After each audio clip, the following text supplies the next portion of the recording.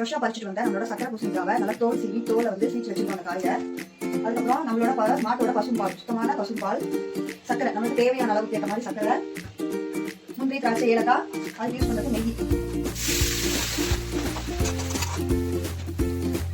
அரைச்சி வச்ச சக்கரையும் ஏலக்காய் பொடியும் உள்ள போட்டு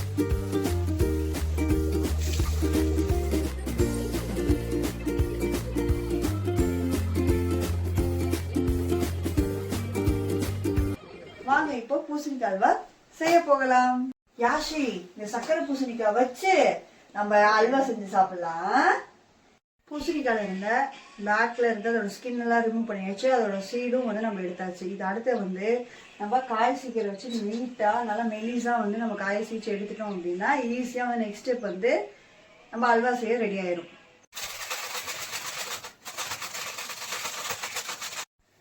இப்போ சக்கரை பூசணிக்காவை நல்லா இந்த மாதிரி சீச்சி எடுத்தாச்சு. இப்போ இதை வந்து நெக்ஸ்ட் வந்து நம்ம எப்படி அல்வாவா ரெடி பண்ணலாங்கிறத நம்ம பார்ப்போம். நம்ம தோட்டத்துல இருந்து ஃப்ரெஷ்ஷா பறிச்சுட்டு வந்த நம்மளோட சக்கரை பூசணிக்காவை நல்லா தோல் சீவி தோலை வந்து சீச்சு வச்சிருக்கோம் அந்த காயை. அதுக்கப்புறம் நம்மளோட மாட்டோட பசும்பால், சுத்தமான பசும்பால், சர்க்கரை நம்மளுக்கு தேவையான அளவுக்கு ஏற்ற மாதிரி சர்க்கரை,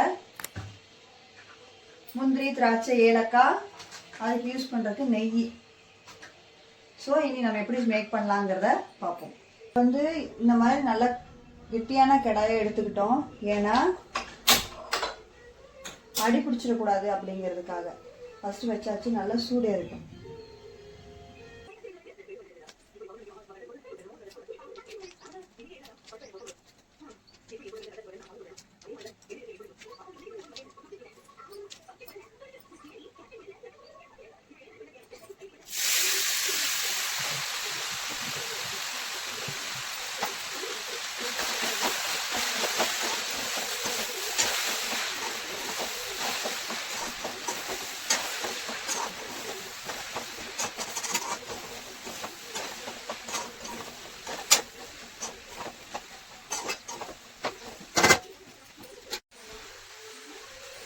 ஒரு 5 நிமிஷம் நல்லா நெய் ஊற்றி நெய்யிலே நல்லா வதக்கி எடுத்துட்டு, அதுக்கப்புறம்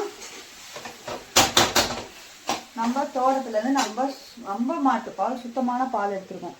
சப்போஸ் நீங்கள் வேணும்னா கடையில் இருக்க பாக்கெட் பால் யூஸ் பண்ணிக்கலாம். எங்களுக்கு நாங்கள் கடையில் பால் வாங்க மாட்டோம், அதனால இந்த பாலை நாங்கள் யூஸ் பண்ணிருக்கோம். அப்படியே பாலை ஊற்றிடுவோம்.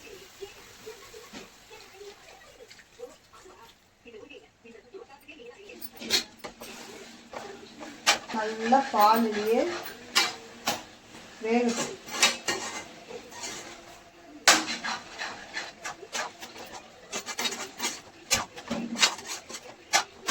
இந்த பாலில் இது வேகிற கேப்ல நம்ம எடுத்து வச்சிருந்த ஏலக்காயும் சர்க்கரையும் நம்ம மிக்சியில் போட்டு ஒரு திருப்பிட்டு வந்துடலாம். ஏலக்காயும் சர்க்கரையும் நல்லா மிக்சியில் அரைச்சு பொடி பண்ணி எடுத்தாச்சு. அரைச்சி வச்ச சர்க்கரையும் ஏலக்காய் பொடியும் உள்ளே போட்டுடலாம்.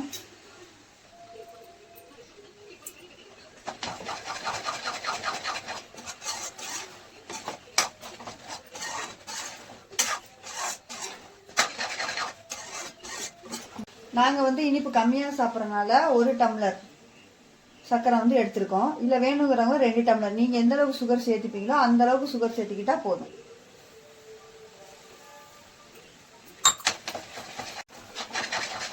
நல்லா இது பண்ணும்போது அப்படியே நல்லா மெல்ட் ஆகி வரும்.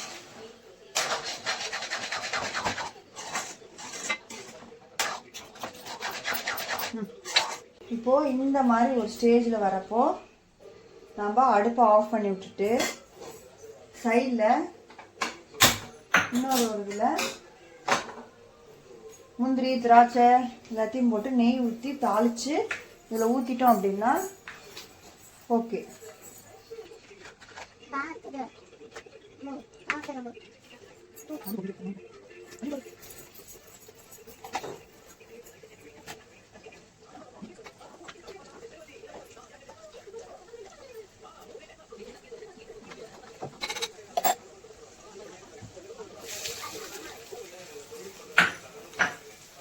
தாளிச்சு ஊற்றிட்டு மேலே கொஞ்சம் அப்படியே நெய்